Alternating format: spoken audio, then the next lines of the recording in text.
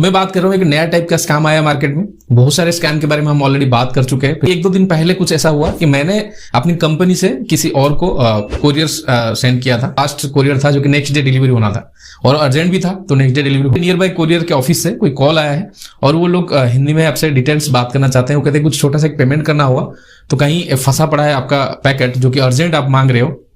लेकिन मैं एक चीज नहीं समझ पाया, भाई जो थर्ड पार्टी है उनको कैसे पता चला? या तो हमारे बीच में, या तो जिनको मैं भेज रहा हूं उनको पता है कि हाँ ये कोरियर आ रहा है, और या तो जिनके थ्रू भेज रहा हूं उनको पता है कि हाँ ये कोरियर इस एड्रेस से इस एड्रेस को जा रहा है।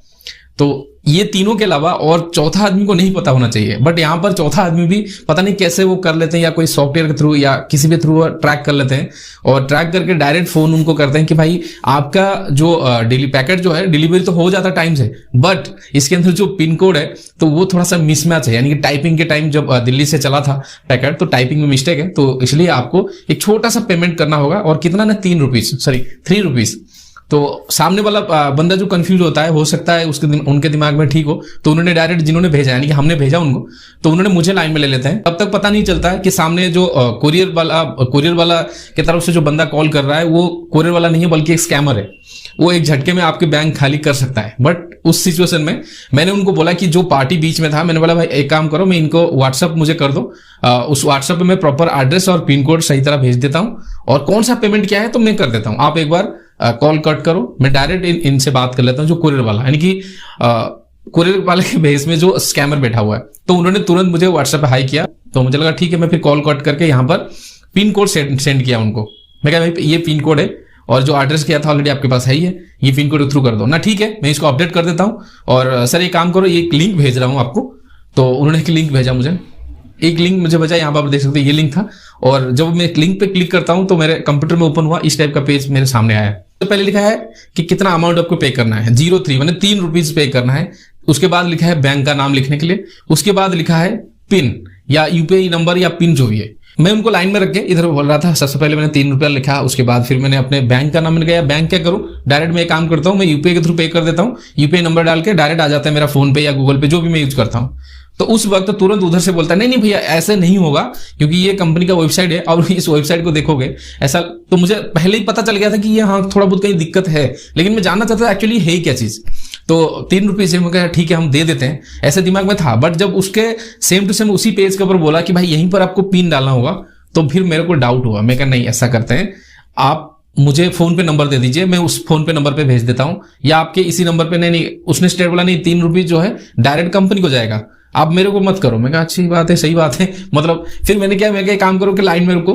फिर मैंने क्या किया, मैं अपने कोरियर वालों से डायरेक्ट बात किया। मैं कैसे ऐसे फर्स्ट टाइम तो ऐसा हो रहा है, क्योंकि अभी तक हमने आए दिन कोरियर करते रहते हैं, इस टाइप का कोई सीन आया नहीं कि बीच में जाके इतना पेमेंट करोगे तभी आपका पार्सल मूवमेंट होगा। तो मैं जब कोरियर वाले से बात की, कोरियर वाला बोला किसी को 1 रुपया देने की जरूरत नहीं है, क्योंकि हमारे कोरियर वाला ये चाहता है कि बीच में अगर कोई अंदर आके बोलता है कि भाई ये पैकेट यहां तक डिलीवरी होना है, यहां फंसा हुआ है, इसके लिए कुछ पेमेंट है, वो कोरियर वाला जिम्मेदार नहीं है।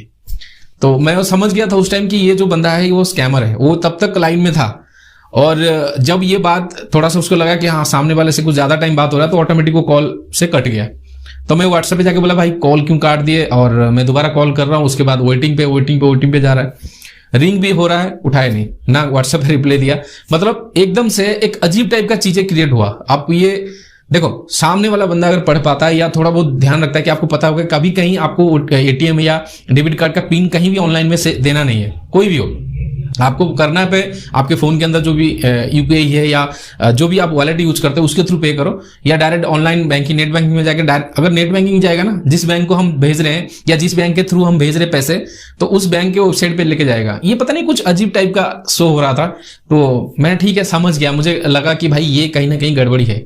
तो तभी मैं कहता हूं कि आज के टाइम में इस टाइप का भी स्कैम होता है। अगर आप वहां पर सेट करके कुछ पे कर देते तो हो सकता है सामने वाला बंदा आपके बैंक अकाउंट खाली कर देता। तो मुझे तो ताज्जुब लगा कि यार लोग ठगने के लिए क्या क्या तरीका निकाल रहे हैं। मतलब आदमी पूरे मंथ इंतजार करेगा सैलरी के लिए, या पूरे साल भर कुछ इनकम करके रखेगा, और एक झटके में अपने बैंक खाली हो जाएगा।